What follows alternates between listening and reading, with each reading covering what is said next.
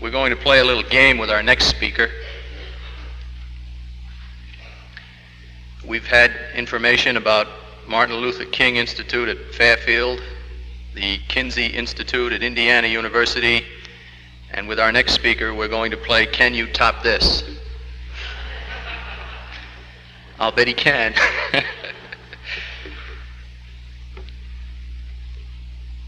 Ladies and gentlemen, the next speaker is going to be quite a little bit different from what you've heard from our other two.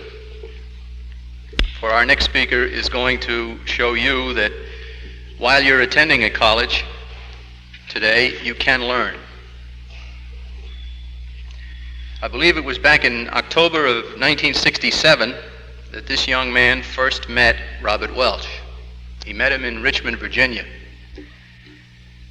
And Mr. Welch had written somewhere that someday the truth would have to be told about Nazi Germany and its part in the conspiracy. And so this young man, when he had an opportunity to meet Mr. Welch, went up to him and said, "Mr. Welch, when is the book going to be written about that? I'm very interested in that." And Mr. Welch looked at him right in the eye and he said, "I don't really know. Why don't you write it?" Well, that's like getting hit right between the eyes, I guess. We're going to hear a little bit about the book that is coming today. This young man graduated from Washington and Lee University a few weeks ago. During his days as an undergraduate, he was named to Who's Who among students in American colleges and universities because of his outspoken and knowledgeable presentation of the conspiracy theory of history and the John Birch Society. For all of his 4 years in college, he was an active campus leader for the society. He majored in European history, and after reading what was recommended by his school, he has decided to write his own books about the subject. At one point during his college training, he was selected to journey to Russia in a program sponsored by the American Institute for Foreign Studies. Through the help of a United States congressman, he was permitted to spend 2 full weeks gaining research at the London Museum en route. He is now finishing up his work on a number of books.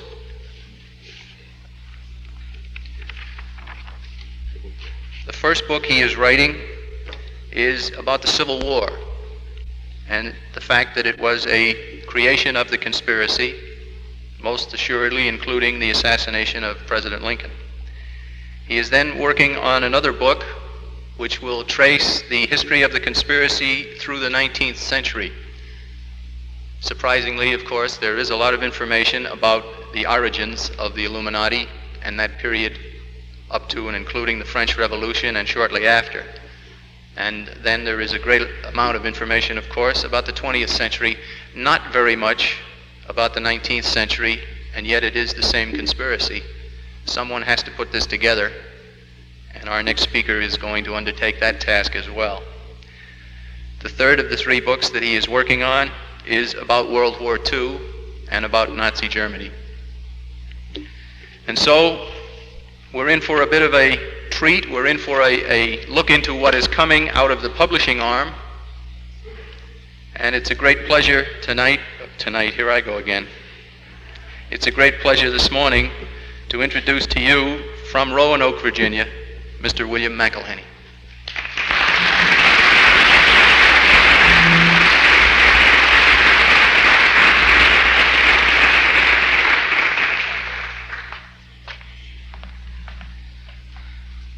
Thank you so much, Jack.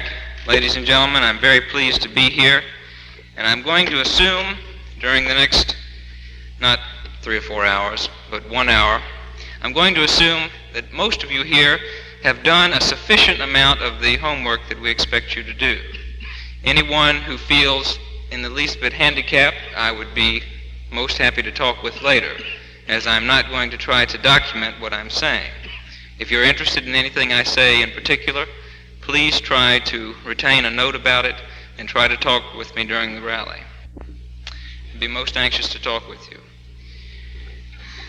It was springtime in Hamburg, I wanted a ship, a job at sea, and a chance to work myself up to a captain's rank. For weeks I haunted the waterfront, but the great seaport was a sleeping giant. Except for coastal trade and a few food ships from America, the Hamburg harbor was dead. The British blockade was still in force, although it was months after the signing of the armistice. It was springtime in Versailles, too, where the peace that was to haunt the world was being perfected. I would awake hungry, and was still hungry when I went to sleep. Hunger wiped out the lines between adolescents and full-grown men. A sack of flour was worth more than a human life. When a fruit cart of a peasant from Vierlanden was turned over in the street, and a middle-aged man tried to shoulder me aside in a scramble for the winter apples, what else was there to do but to stand up and hit him in the face? I was in my 15th year. I took part in the plundering of a wholesale fish store in Altona. Tons of fish were dumped on the cobblestones, and people grabbed the fish and ran. When a policeman interfered, what else was there to do but to slam a 10-pound codfish into his face? When for a fish or a piece of leather cut out of a stolen transmission belt, a boy could have the body of a girl not older than himself, or be instructed in lewd practices by a soldier's widow turned prostitute. What meaning was there in all the pratings of the need for law and order and a decent life? The description you've just heard, ladies and gentlemen, which is a quote, was Germany after the devastation of World War I. The description was from one of those people lucky enough to survive. The cause of the conditions that I've just described, after the devastation of the war had ended, after the armistice had signed, the cause was the harsh and unprecedented terms of the Versailles Peace Treaty to which Germany was forced to agree. The principal Allied representatives at the Versailles Conference included Lloyd George and Balfour of Great Britain, Orlando of Italy, Clemenceau of France, and President Wilson and Colonel Edward Mandell House from the United States. The latter party was accompanied by Colonel House's mysterious group of brilliant young men, which included Walter Lippmann, Felix Frankfurter, Norman Thomas, Christian Herter, and John Foster Dulles. The name of this group was the Inquiry. The humiliating terms of peace that were inflicted upon defeated Germany by these World War I victors created a very resentful climate in that defeated country, a condition which many historians have referred to at length. And you can find in his own writings, in detail, that Adolf Hitler made clear that he appreciated the force of the appeal he could make to the German people on the basis of the oppressive manner in which the Allies had treated this defeated country. He wrote about how he planned to use the treaties that Germany had been forced to sign as a propaganda vehicle to aid in his own rise to power. What we're going to talk about first today is the question, could the peace terms and the reparations payments formulated at Versailles have been expected to produce such a feeling of resentment among the German people? A.J.P. Taylor, a distinguished historian, by no means a friend of ours, but someone who found out how intellectually closed the professional historical world is today through his brilliant book, through the publication of his brilliant book, The Origins of the Second World War, had this statement, and I quote, "The Peace of Versailles lacked moral validity from the start. It had to be enforced. It did not, as it were, enforce itself. This was obviously true in regard to the Germans. No German accepted the treaty as a fair settlement between equals, without victors or vanquished. All Germans meant to shake off, at any rate, some part of the peace treaty as soon as it was convenient to do so. They differed as to timing, some wanting to repudiate it once, others, perhaps the majority, wishing to leave this to a future generation," unquote. This conclusion is easy to understand, since no average citizen anywhere likes to be punished for the war his leaders have led his nation into and lost. Now the question arises as to whether or not those individuals who created the peace treaty at Versailles and the terms of reparations against Germany actually knew what they were doing. Did these men realize that a Hitler might be the result of what they were doing, or were they all simply too stupid to see that far into the future? If they did realize the possible ultimate consequences of their actions against defeated Germany, did they care? Could they have possibly intended the very results that later manifested themselves? A possible answer to this question is found in the writings of one of the principal designers of the Versailles settlement, and also not at all the most vehement one. David Lloyd George, whose habit of political hypocrisy was infamous in the eyes of his critics, wrote a book about 1923 that was published in London by Duran Company. The book was called Where Are We Going? Well, at that time, Lloyd George was going into obscurity, but the book dealt with the future of the world after the war, and he had these reflections on the peace conference and his participation in the settlement. And I quote, and you'll see the reason I belabor this point when I get further in my thesis.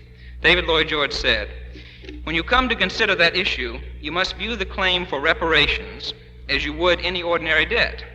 You must make up your mind whether you wish to ruin the debtor or to recover the cash. If there are no sufficient realizable assets, then, if you want your money, you must keep your debtor alive. If you want beef from your cow, you must forego the milk. If your object is to destroy your debtor, you press for payment of more than he can be reasonably expected to pay, and then seize his house, his lands, and his chattels, whether they can be disposed of or not. On the other hand, if you want your money, you will find out what he can pay, and then proceed judiciously, patiently, and firmly to recover that amount. By that I do not mean what he can pay by condemning himself to a life of servitude and poverty. No brave nation will stand that long. That is not a method of recovering an old debt, but of creating a new one. I mean what a nation can be expected to pay steadily without revolt for a whole generation. If you scrape the butter and the bread of every German child for 30 years, you may add to the sum of your indemnity a milliard or two of gold marks. That is not what was intended by the treaty at Versailles. This is actually in the same paragraph. Hungry faces make angry hearts, and the anger spreads further than the hunger. I mean what Germany can pay without condemning a generation of workers to Egyptian bondage and their children to semi-starvation. Every oppression, if persisted in, ultimately ends in the ruin of the Red Sea for the oppressors. Europe has just escaped with great loss from its waters. We do not want to be overwhelmed in another. This writer, right now, I'm going to ask you to be very presumptuous and request that you go along with me and assume that the wise and experienced ideas that I've just quoted from David Lloyd George did not suddenly dawn on him in 1923 when his book was published. There are reasons for thinking this. We will further presume that the highly literate Prime Minister of Great Britain had read quite enough history to have been acquainted with the parallel sage advice that was given by the Duke of Wellington at the Congress of Vienna with regard to the way defeated France should be treated in 1815. And Duke of Wellington said, "If the policy of the United Powers of Europe is to weaken France, let them do so in reality. If peace and tranquility for a few years is their object, they must make an arrangement which will suit the interests of all parties to it, and of which the justice and expediency will be so evident that they will tend to carry it into execution." Unquote. We will therefore presume that David Lloyd George knew as much about the history of his own country's statesmen as I do, and that such were his views basically on June 28, 1919, when he signed the peace treaty on behalf of Great Britain, together with the representatives of all the Allied and associate powers except China. Since Britain has never demonstrated a monopoly of wisdom, we can assume that a number of the other signers may also have been aware of the consequences of the treaty terms. Even the representative most eager to extract wealth painfully from Germany, George Clemenceau, might also have been able to remember how his country was treated by the other Allied powers 100 years before in 1815. So because Lloyd George knew that, quote, "If your object is to destroy your debtor, you press for payment of more than he can be reasonably expected to pay, and then seize his house, his lands, and his chattels, whether they can be disposed of or not," unquote, We can be absolutely certain that this man and his cohorts among the European and American allies knew exactly what they were doing when they signed the treaty that declared, first of all, Germany to be solely responsible for World War I, reduced Germany's size by 1/8 and its population by 6,500,000, took away all Germany's colonies and overseas investments, stole 1/6 of its farmland, 1/8 of its livestock, and 1/10 of its factories, cut down Germany's merchant fleet, abolished its navy, and limited its army to about the size of the Belgian army. We have seen that David Lloyd George and the other signers of the peace treaty surely must have known that a brutal punishing of Germany would produce a spirit of revolt in Germany, certainly within a generation. Such a spirit of revolt, as you will recall, David Lloyd George told us, quote, ultimately ends in the ruin of the Red Sea for the oppressors, unquote. He tells us that such a revolt is not what was intended by the Treaty of Versailles. Note that interesting contradiction. He signed the treaty. Did he have a split personality? Could he and the other signers and creators have conceivably designed the Versailles Treaty without actually intending the results? Could they have possibly anticipated someone like Hitler coming to power in Germany as a result of their plans? Did they want just such a person to lead Germany in another war against the oppressions they had imposed? Would they have considered such a violent result to be their serious responsibility? Would they have taken the blame? Again, in a very strange passage, Lloyd George obliges, quote, Allied ministers can accept from a body representing the leading powers who won the war decisions they dare not take on their own responsibility. That is the essence of the matter. It is no use blaming politicians. If they of their own initiative attempt to ride down public sentiment, which alone confers authority upon them, they will inevitably fail. In every country there are plenty of itching partisans ready to take advantage of tactical blunders committed by political opponents or personal rivals. But the judgment of an international tribunal is another matter, and statesmen can accept it and act upon it without being taxed with responsibility for its conclusions. I don't know what you got out of that, but let's pick it apart just for a moment. One must notice the very interesting and revealing theory contained in what he said. Lloyd George apparently felt that crimes for which individuals are normally held responsible somehow are no longer crimes to be denounced and punished when they are perpetrated against entire nations by these amorphous gangs called international tribunals. He seemed to think that politicians magically lose their individual identities when they meet as a tribunal, which, becoming a source of authority somehow more morally binding and above criticism than the sum of its parts, collectively issuing treaties and decisions that these same politicians can return home and implement as soon as the new entity, the tribunal, seen here as sort of a collective organic whole, as soon as this new entity dissolves and its members reassume their separate identities. In other words, they change their metaphysical identity. They can commit a crime, not be responsible for it, change their identity, go home and implement it, and then won't be to blame. Then Lloyd George believes statesmen can accept the decisions of the tribunal, which they in part may have composed, and act upon them without being taxed with responsibility for its conclusions. In other words, here's a way to commit a crime and make sure somebody else will take the blame.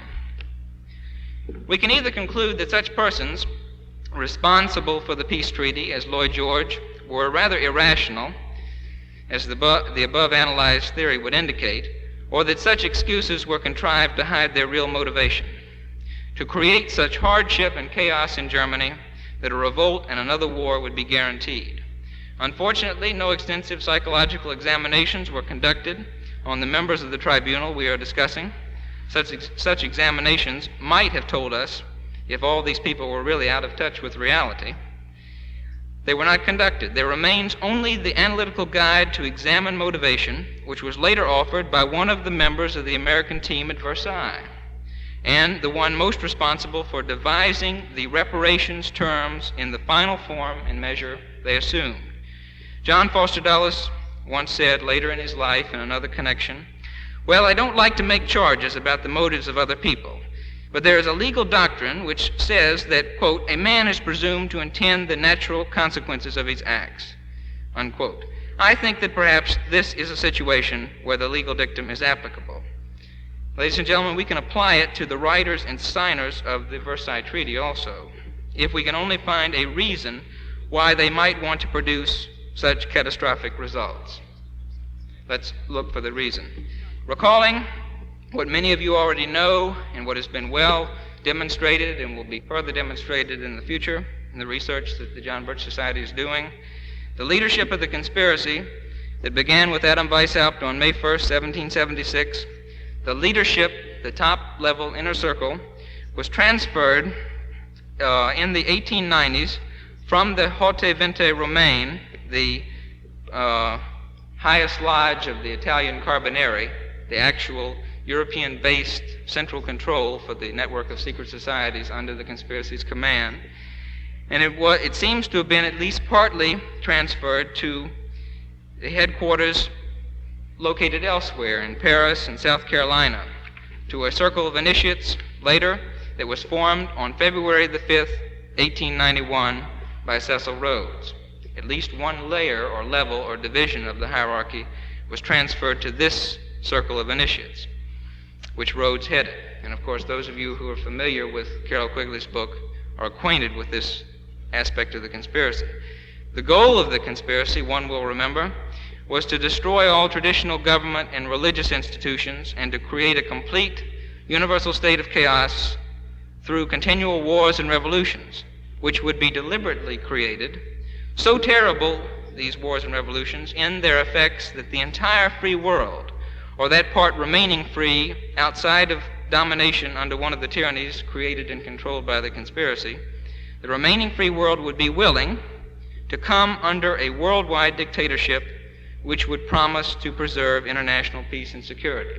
At least that would be the line. Their controlled governments would have the good excuse to give this as a rationalization.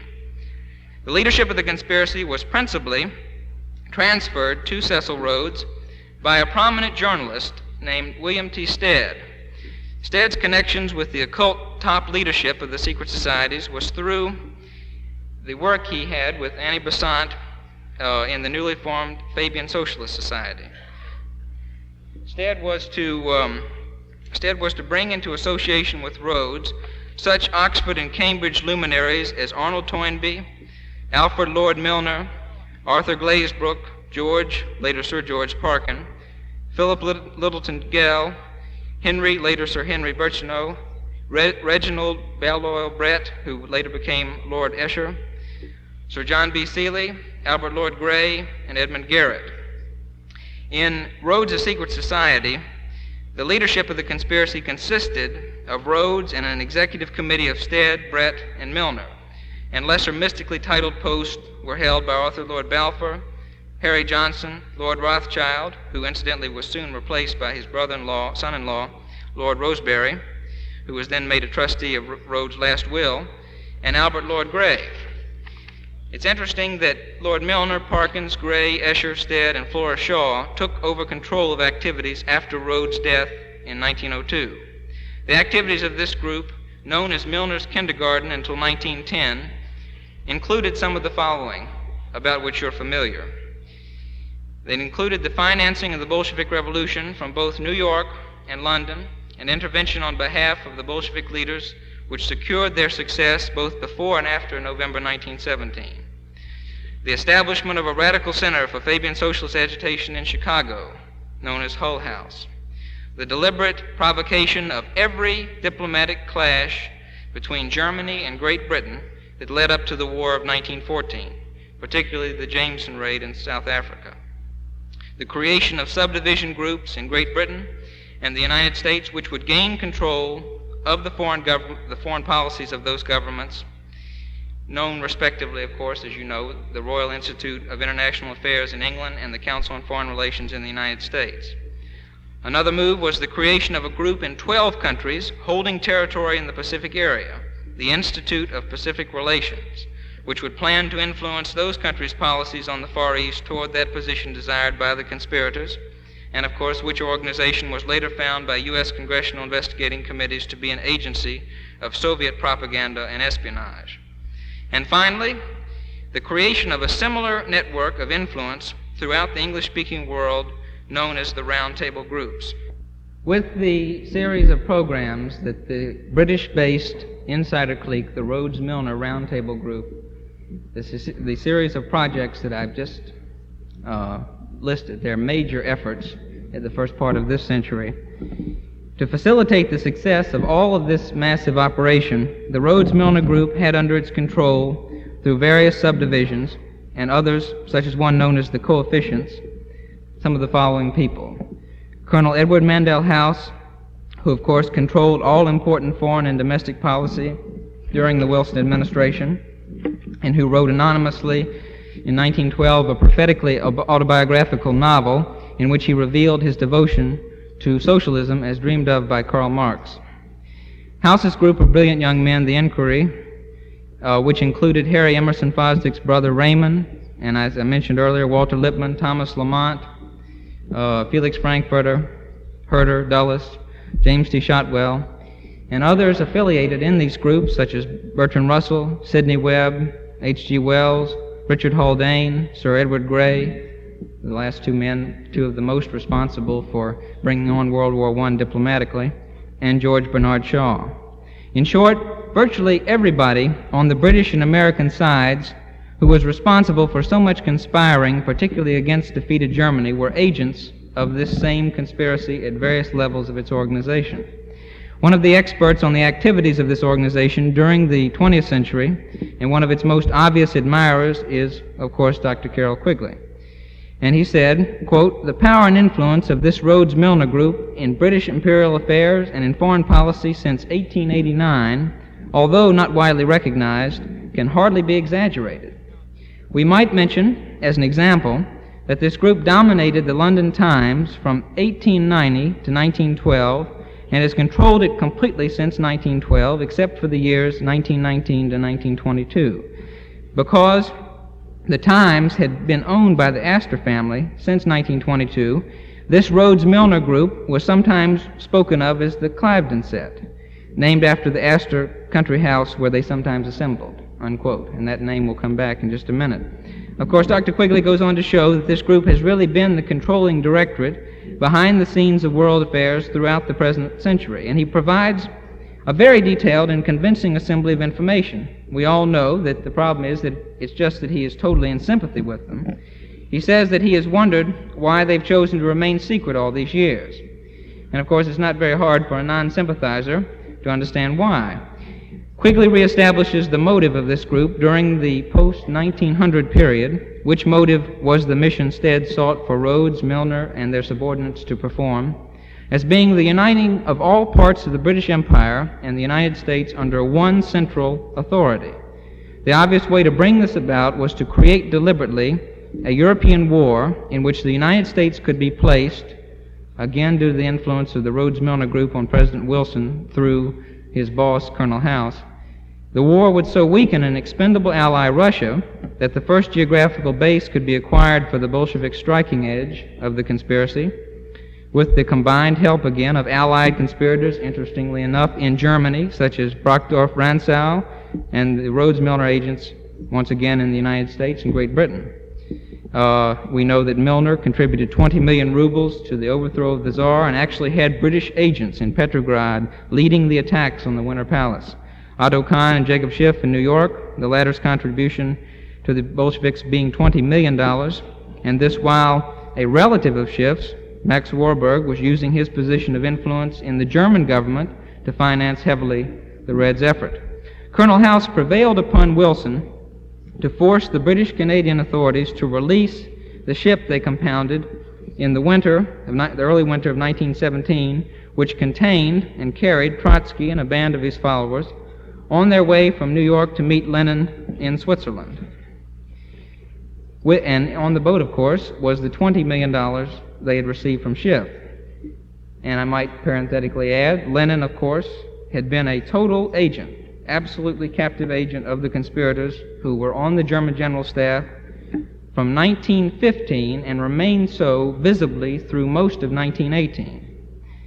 House also induced Wilson to work against the Japanese efforts at the time of Versailles, which were aimed at gathering support for a purge of the communists from Russia. House persuaded Wilson to extend peace feelers to the Bolsheviks and to ignore the statements of anti-communists like American ambassadors David Francis and Edgar Sisson. Besides the goal of capturing Russia, the conspiracy saw the outcome of the First World War as a possible opportunity. It might include a willingness, it might produce a willingness on the part of the United States to enter into a world government which would usurp America's sovereignty and independence and accomplish the most cherished goal of the conspiracy by that time, the capture of the United States. This world government would pose as a confederation or league of nations, united to arbitrate peacefully their differences and prevent any further destructiveness. However, what was to be done, they must have thought, if the United States refused to join this world government? The only possible alternative for the designers and creators of that world government was to make sure they would have some way to guarantee another, even more devastating world war in the near future if the United States did not immediately surrender. A war which would be so terrible that once it ended, the American people would agree to any measure presented to them as a guarantee of peace. That way of being able to produce another war, if the United States escaped the League of Nations, was called the Treaty of Versailles. Admittedly, it was a fantastically brilliant strategy, even for a conspiracy which was then almost a century and a quarter old. And it obviously has worked. For if the United States refused to join the League of Nations, the reparations payments, and this is important for you to grasp, the reparations payments and the various occupation and dismemberment punishments could be inflicted upon Germany until enough resistance had built up to produce a leader, or to give excuses for a leader to use, who would seek a revision of the Versailles Treaty, peaceful if possible, but violent if necessary. If he tried it peacefully, as indeed Adolf Hitler was trying to do up until 1939, then it would have to be made to look as if that leader was the aggressor, which strategy turned out to be the one necessarily used. As soon as this happened, as soon as the peace treaty went into effect and the resentment was going to be built up in Germany, the punishment and the reparations would be immediately stopped. In other words, the pressure valve would be released. And ladies and gentlemen, this was Locarno in October 1925. And the resentment movement in Germany would be built up in strength all the while behind the scenes until the pressure valve of Locarno in 1925 by agents of the conspiracy subdivision, the Kremlin, and through other movements the conspiracy had created, until that movement, which would be the Nazi movement in Germany, could be put in power and lead Germany into another war, being wholly controlled by the same conspiracy also, a captive opponent on the other side of the tennis court, figuratively speaking. After this had happened, the defeat of Germany could again be contrived, along with its allies, that the conspiracy also would have to be required to create and build up and prepare for this phony conflict. And that would mean that the world which remained after the Second World War would be fully under the conspirators' control. And it's just a logical extenuation of the circumstances, the plans, their writings going back 60 years before this, which leads one to understand this was their motivation in thinking. All of this explanation helps us to understand what Lloyd George might have meant when he lamented that the commission established for the permanent enforcement of the payment by Germany of reparations, quote, has been weakened and its character almost destroyed by the defection of the United States of America, unquote. This strategy must seem to us even more remarkable when we realize that much of it was planned by the directors of the conspiracy, and the evidence I have suggests as far back as 1849. It was in that year that Lord Palmerston's plan for a restructuring of Europe was formulated. He was one of the leading insiders of the conspiracy during the middle of the 19th century, and also a British Prime Minister. This plan, which he formulated, included the intended creation of a united German Empire under the leadership of Prussia and a united Italy under the leadership of the House of Savoy. Of course, you know that before 1870, the German and Italian lands consisted of many separate states, and they were not united, and the sovereignty of the separate states destroyed until 1870 and 1871. Albert Pike and McIlhany and the other insiders later saw the utility of these new geographical creations, United Germany and United Italy, in the worldwide conflagrations they were planning by 1871, the ones which occurred in 1914 and 1939. One of the bodies of European Freemasonry, which the Illuminati managed to infiltrate and capture, even before its use by the Illuminati to produce the French Revolution in 1789, was the French Grand Orient Lodges. This agency of the conspiracy in France and a similar Grand Orient in Spain under the same control was to be the source of the conspiracy's control of the French government up through 1940. And ladies and gentlemen, that includes the policies of the French representatives at the Versailles Peace Conference who belonged to the Grand Orient. This is all very well established. It also meant the control of the Spanish equivalent, which was to add to the chaos produced by the communists, which led to the conspiracy's brief control of Spain in 1936. The entire system, which came to be called the League of Nations, was a product of the designs of French Grand Orient members. They designed it like an architect who had conceived a United States of Europe, some of their predecessors basing on a similar plan that members of the conspiracy had conceived even before Woodrow Wilson or Colonel House were born. It's interesting that Colonel House himself suggested the concept of the League to President Wilson, as he suggested everything to Wilson, and he also wrote the original 13 points in Wilson's famous speech. Even such devices as the League of Nations mandate system were completely the creation of members of the conspiracy's roundtable groups. Other voices among the victorious Allies were calling for the punishment and humiliation of Germany after its defeat. One prominent socialist leader in Italy took part in this effort. His quite intimately sympathetic and authorized biographer compared him to, quote, the apostles of Latin communism, of the Italian Philip Buonarroti, of the French terrorist Babeuf, of Blanqui and the great Proudhon, and the brief experiment of the Paris Commune, nearer above all to George Sorel, unquote. He seems to have derived his vision, according to this biographer, from the, quote, echoes of John Ruskin, unquote, as we have seen another person did, a person named Cecil Rhodes. This Italian socialist I'm talking about wrote a, quote, message to Germany, unquote, in one of his publications, Popolo d'Italia, on April 1st, 1915, and this was in the article, quote, a German peace would strengthen and perpetuate Russian militarism and would lead to new attempts of the Germans to dominate the world. It is absolutely necessary that the Austro-German group be forced into unconditional surrender. This war must continue until the day the Germans will be compelled to beg for peace on their knees. Germany must be crushed so completely that it can do no damage to the world for 50 years to come, unquote. The man who wrote that statement, the Italian socialist I've been talking about, was Benito Mussolini.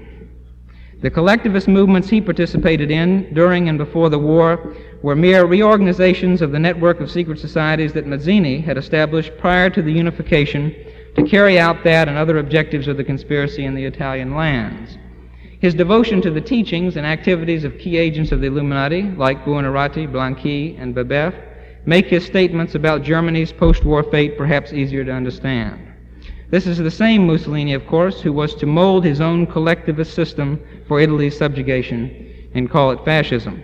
Later to form an alliance and go to war with the very dictatorship he was helping in 1915 to make inevitable in Germany. During the fascist period, Mussolini was postured throughout the world as a converted anti-communist, and some of his actions which seemed to indicate this included his outlawing and imprisoning members of the Italian Communist Party, the Italian Grand Orient, most of whom were exiled to Great Britain, much to the distress of the leaders of Orthodox Freemasonry there, and the Mafia, which he persecuted very severely, which, as we have seen, was another creation of the conspiracy, actually a branch originally of the Carbonari in the 19th century, and whose leaders were set free from their fascist imprisonment by the Allied armies when they entered Sicily under the auspices of Mr. Nixon's first appointee, Robert Murphy, during the early fall of 1943. Notice I get into digressions.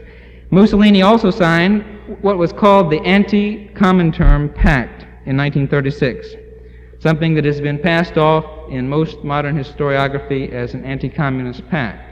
It was by no means such. It was deception to cloak and mask the alliance that was growing as early as 1936 between key conspirators in the Nazi government and the Kremlin, Stalin's agents. The best source on the Anti-Comintern Pact, since I don't have time to cover it here, is the first chapter in Walter Kravitsky's I Was Stalin's Agent.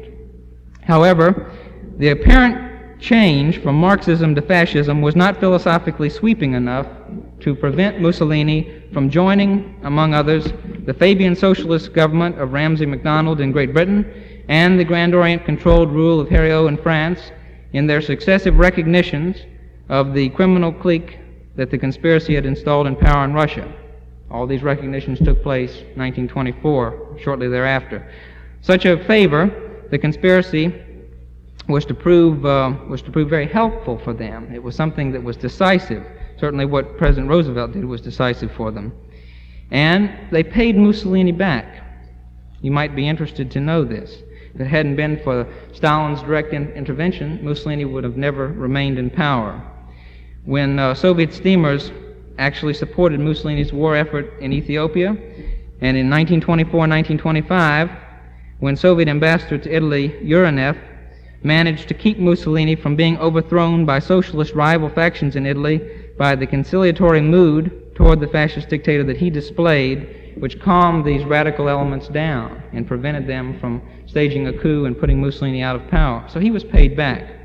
We could also pretend that Mussolini was just trying to be typically paradoxical when he appointed the former Italo-American leader of the communist-controlled International Workers of the World, Edmondo Rossoni, to take charge of the task in Italy of destroying the independent trade unions. One of the chief designers of the Versailles Peace was still quite around and active in 1932, and still maintaining a great influence over politicians. And his name, of course, was Colonel Edward Mandell House. In an article he wrote that year, 1932, in Liberty magazine, the article was titled, quote, "Does America Need a Dictator?" unquote. Colonel House spoke of the, quote, "able and courageous Mussolini," unquote, but warned that the dictator America might get would probably more resemble a man named Lenin, a prospect Colonel House said, quote, "would not be preferable to the selfish capitalists in this country." The article appeared in January of that year and was subtitled, "A Warning to Selfish Wealth and Narrow-Minded Politicians to Uplift Our Capitalistic Civilization."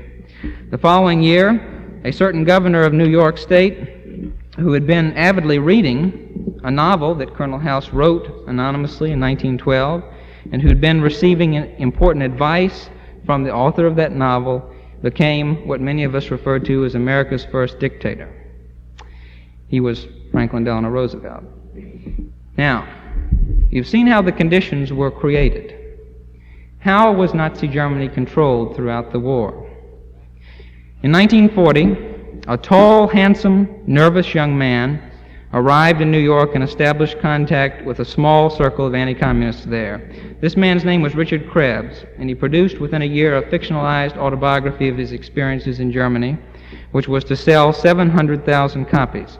He had to assume another identity, that of Jan Valtin, under which name he wrote his books, in order to avoid being murdered by both Gestapo and Soviet secret police agents who were actively pursuing him after his remarkable escape from actually having served in both their ranks during his years in Germany before coming to the United States. To avoid deportation from the United States due to his status as an unauthorized alien and due to the extensive communist propaganda campaign that was immediately waged against him, Krebs offered his services to the U.S. Naval Intelligence, enlisted for active duty when the war broke out, and served honorably in the Pacific. This man, who was regarded as one of the literary giants of the 1940s, died, I understand, several years ago. I wish I could have met him. He had to maintain till the end a life incognito. I think he lived near Staten Island, and this was by necessity. He had lived one of the most unbelievable lives of any man. In his first and most famous book, his autobiography, Out of the Night, he described how he participated in the Kremlin's plan to put Hitler in power. And I'm quoting from chapter 24. Quote, "In the spring of 1932, the democratic parties in Germany joined forces for their one and only major attempt to stem the Nazi storm flood by a concerted counterdrive within the boundaries of the Constitution and law. They formed a cartel of organizations which numerically and financially was far stronger than the Hitler movement. They named the cartel the Iron Front and established the Aktivierung, the activization of all Republican resources against Hitler as its aim. The daily Nazi average of 2,000 mass meetings was to be countered by an equal number of Stop Hitler rallies. The leaders of the Iron Front proclaimed their intention to reconquer Germany by a continuous barrage of mass meetings. They copied the Nazi and communist propaganda technique, but emasculated their campaign from the start by rejecting the use of strong-arm methods alongside their propaganda. Shock brigades of trade unionists, called Hammerschaften, were formed to protect the meetings and propaganda squads of the Iron Front against the stormtrooper raids. No sooner had the Iron Front launched its counteroffensive than all units of the German Communist Party received instructions to sabotage the enterprises of the Iron Front at every turn. This we did. Propaganda detachments of the Iron Front were forcibly relieved of their arms and of the leaflets and papers they had set out to distribute. Iron Front meetings were disrupted by packing the halls in advance with stormtroopers and communists. The Nazis and the communists, after they received their orders, they thought it was strange that they ended up working together. Parenthetically, I'm saying this. But they found themselves working together to destroy the Democratic parties. Communists professing to be Democrats entered the Iron Front organizations by the hundreds for the sole purpose of creating confusion. And accompanying these underhanded jabs was a tremendous campaign in the Nazi and communist press." Unquote. Many ordinary members of the Communist Party resented the fact that they were being ordered to work with and for the purposes of their alleged enemies, the Nazis.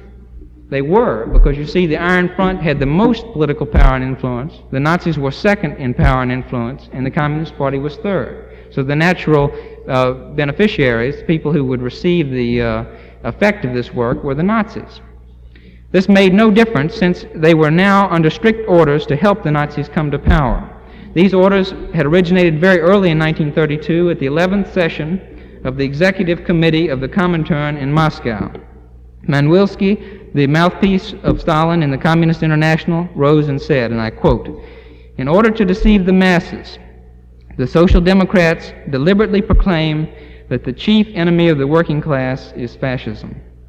It is not true that fascism of the Hitler type represents the chief enemy." Unquote. This was the Kremlin's justification to its own. Jan Valtin said of the policy statement, quote, "Manwilski's voice was the voice of the Kremlin. To communists the world over it was law. It created a hideous confusion among the leaders of the German party. Sickly half measures were the result, a swinging between extremes which ranged all the way from outright cooperation with the Hitler movement to murderous ambushes against isolated stormtrooper detachments. Hitler's finest involuntary allies were we, the communists.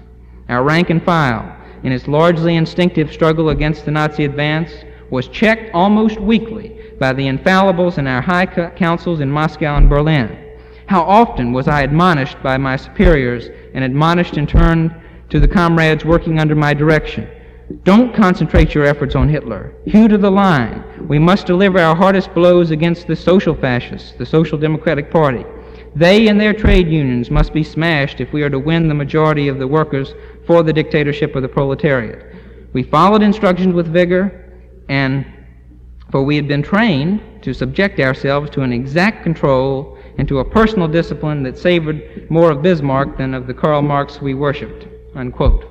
Krebs goes on to relate how this Nazi-Communist alliance overcame the weak resistance offered against it by the Iron Front and the Brüning government, which resulted in the fall of that government, the advent of von Papen and General von Schleicher, the increasing Nazi victories in the elections due to the Communists having helped to assure that the Iron Front was unable to conduct any effective campaign, and due to the simultaneous Nazi-Communist propaganda campaigns against von Papen and von Schleicher, and the eventual installment of Hitler as Chancellor of the Reich.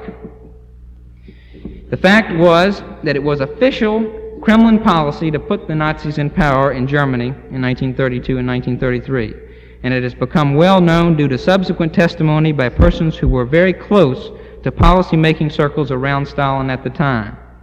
Dr. Karl August Wittfogel engaged in many discussions about the German situation with top communist officials in Moscow during the summer months of 1932. He later stated he was told by second echelon leaders of the Comintern that Hitler must and should come to power, even if, quote, 20,000 of the best labor leaders in Germany will have to be killed, unquote. Continuing, Wittfogel testified, quote, the Comintern engineered the fight between the German communists and the Social Democrats to bring Hitler to power, not because they were political perverts, but because they wanted a big war in the West. They would have preferred a military conservative government. They took Hitler. He was the lesser evil. I myself thought at first the Russian communists were just dumb. Gradually I realized myself that this was a very big strategy to get one of the great wars of modern times going. This took some time, but it succeeded in 1939. And I want to give you a further substantiation, which Hilaire de Berrier found, and which Mr. Welch was kind enough to see that I got to read. Richard Crossman, who was Secretary of State for Social Services in the Harold Wilson Labor government in Britain, and a fellow of the New College at Oxford for many years, had this strategy, the same strategy, revealed to him. He stated recently, within the last 3 or 4 years, that his first wife had been the mistress of Willy Munzenberg, perhaps the most brilliant publicist the Comintern ever possessed, and particularly in Germany. Munzenberg met Crossman prior to 1933 and outlined the plan to him in an apparent invitation to join the conspiracy. First, get Hitler in, so as to smash the Weimar Republic. And then, when we've got that little tart where we want him, we'll move in ourselves. Unquote. That was essentially the plan. Crossman states that this plan was the cause of his profound anti-communism. The main informational organ of the worldwide communist movement in 1932 and 33 was the International Press Correspondence, or IMPRACOR, and its files reveal the many ways the German Communist Party was ordered to go about guaranteeing Hitler's success. The communists began to publish propaganda which tried to appease their own members by painting Nazism as merely a national form of Bolshevism, which it was actually in terms of philosophy, and which attempted to win the support of faithful Nazis to collaboration with the communists by emphasizing a romantic idealization of the German toilers and the need for a militant spirit of nationalism among the working class. Hitler was championed as the spokesman for the working class and the common enemy of both the Nazis and the communists in Germany. The largely Jewish bourgeoisie was identified as the force behind the Social Democrats. It is clear that Stalin wanted Hitler to come to power because he knew that the principal powers were headed for another war, another world war, and he wanted to bring on that war under such conditions that would assure extension of communist control over as much of Europe as possible after the war was over. Having the communists come to power in Germany after the fall of the Social Democrats might have produced a worldwide anti-communist reaction. Putting Hitler in power would place a protagonist in power whose plans for revision of Versailles could be the pretext on which the Allied powers would go to war. And this is exactly what was done. After Hitler had served his purpose, the communist buildup behind him and assistance to him would be cut off, and the Kremlin would join the Allies and help to achieve Germany's defeat so that its leaders could be in on the key geographical spoils which would be taken from the nation whose second defeat the plotters of Versailles had probably envisioned. Also, if Stalin brought to power a protagonist for the approaching war who would insincerely posture as an anti-communist and who could be manipulated by agents of Stalin and the other divisions of the conspiracy to commit crimes that would horrify the world or be blamed for such crimes committed by agents of the conspiracy, then Stalin felt sure that never again would any nation dare to promote a firmly anti-communist policy. So Stalin showed that there were advantages for communism, he certainly realized this, itself in building up Hitler and putting him in power. And this is the way in which it was done. Mrs. McIlhany last night said that she wanted these speeches to be on time. And I've noticed that apparently my watch is reporting the noon hour. I have approximately 2/3 of this speech left to present. But I will forego that and just say to you, we've covered the majority of one aspect of this subject, ladies and gentlemen. That is how the conspiracy put Nazi Germany, or the Nazi movement and Hitler in power in Germany, how they were put in power. I will tell you that there is a massive body of information to show that the Nazi Party, the roots, the very early roots of the Nazi Party, were a direct continuation and spawning of secret societies which the conspiracy directly created in Germany for specific purposes there. I can summarize that very briefly by telling you about another book, this one brand new. It's been delayed about 4 years, coming to press. It's just been published, strangely enough, by Putnam. It's called The Spear of Destiny by Trevor Ravenscroft. And this book gives you the root development, the origin of the Nazi movement, and gives you the secret societies to which it was connected. It does not, of course, give you the history of the conspiracy, and the reason the book was popular enough to be published now is because it deals with the occult nature of this circle of initiates who were responsible for molding Hitler and creating the party. The book gives you the facts. If you integrate it in with your knowledge from reading Nestor Webster and other authors, you'll have the picture on the creation of the Nazi Party. It's based on remembered accounts of personal testimony of someone who was involved in it. There is substantial other first-hand primary source material to validate the case in the book. But you have that story in a pretty good form, and there are a few other forms in which it appears.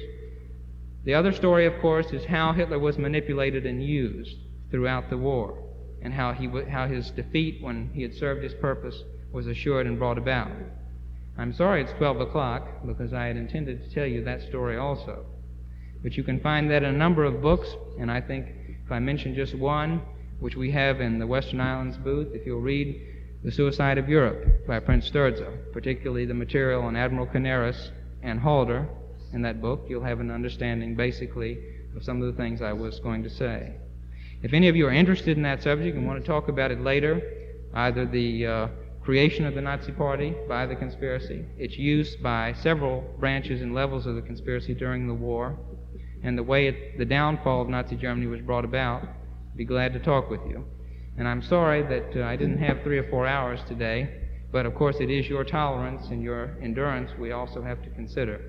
So I thank you for this attempt to present to you just a little taste of the research and the depth of material which we members of the John Birch Society are determined in the future to present to you, because after the conspiracy has been defeated in the near future and turned back and reversed, members like myself of the John Birch Society are going to need your help to make widely known to our fellow Americans for the first time the true history of the past 200 years. Thank you so much.